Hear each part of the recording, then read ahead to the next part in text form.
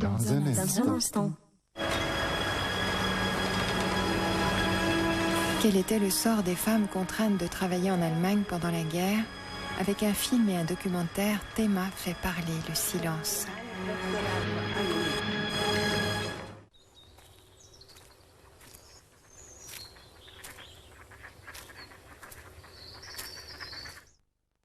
Samedi.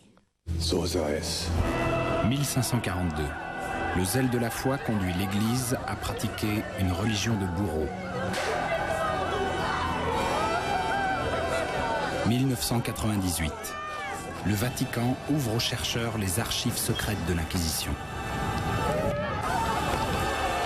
Histoire et témoignages dans un documentaire brûlant, samedi à 20h45.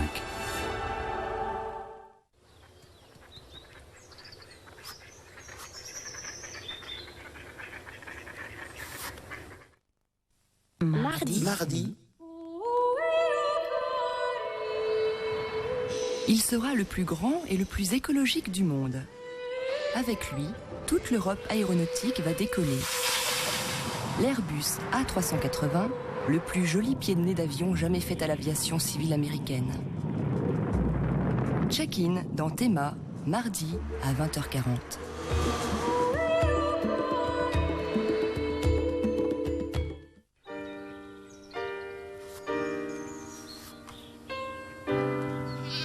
Ce que les travailleuses forcées du Troisième Reich ont enduré dans la peine et le silence, allons l'écouter dans Théma tout de suite.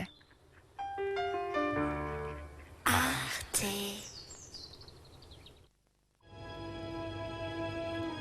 Ce soir, Arte évoque un chapitre sombre et méconnu de l'histoire du Troisième Reich.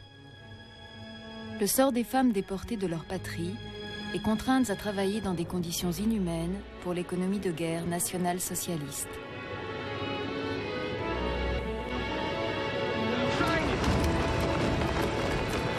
Inspiré du roman d'Ida Fink, Le Voyage, en première ce soir sur Arte, Le Dernier Refuge.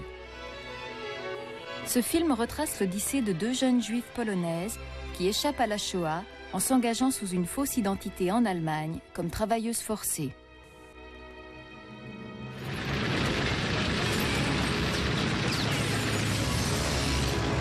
Après le film, le documentaire Le Refus et l'Oubli, basé sur des archives jusqu'alors confidentielles. Il sort enfin de l'ombre le calvaire vécu par les travailleuses forcées pendant et même après la guerre, puisque, de retour dans leur patrie, certaines y furent poursuivies pour collaboration. 50 ans après la fin de la guerre, les travailleurs forcés n'avaient toujours pas obtenu réparation pour leurs souffrances. Mais ces dernières années, rares sont les controverses allemandes qui ont suscité un tel intérêt sur la scène internationale. Pendant la Deuxième Guerre mondiale, près de 10 millions d'hommes et de femmes ont été contraints à travailler pour l'industrie et l'agriculture du Reich. La machine de guerre hitlérienne fonctionnait uniquement grâce à l'asservissement de travailleurs forcés originaires de presque toute l'Europe. L'essentiel de la main-d'œuvre masculine allemande se trouvait alors sur le front et la production de guerre devait continuer à battre son plein. Un tiers des postes de travail étaient pourvus par des travailleurs forcés, issus pour la plupart d'Europe de l'Est. La moitié d'entre eux étaient des femmes. Victimes de déportations brutales, les travailleurs forcés ont enduré des conditions inhumaines en Allemagne. Nourriture, vêtements et soins médicaux faisaient défaut. La violence dans les camps et les brimades sur le lieu de travail étaient monnaie courante. Ceux qui ont survécu à cette époque sont marqués à vie. La faim et les privations, la peur et la violence ont laissé des traces indélébiles. Pendant des décennies, les plaintes des travailleurs forcés ont été vouées à l'échec devant les tribunaux allemands. C'est uniquement par suite d'actions intentées aux États-Unis contre des entreprises allemandes établies là-bas que l'on a commencé, en Allemagne aussi, à aborder cette question. Voilà 2 ans, une fondation a été créée. L'économie allemande et le gouvernement fédéral ont payé 5 milliards d'euros à titre de dédommagement.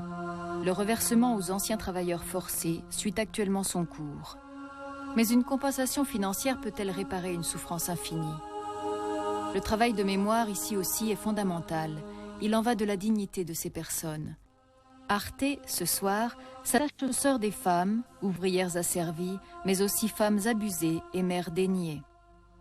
Mais tout de suite, Le Dernier Refuge, un film de Pierre Koralnik.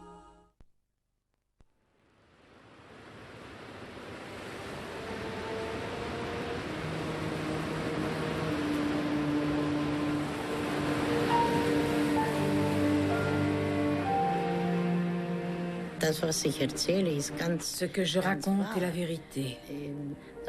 Bien sûr, c'est une vérité personnelle. Mais c'est comme ça que j'ai vu et ressenti tous ces événements.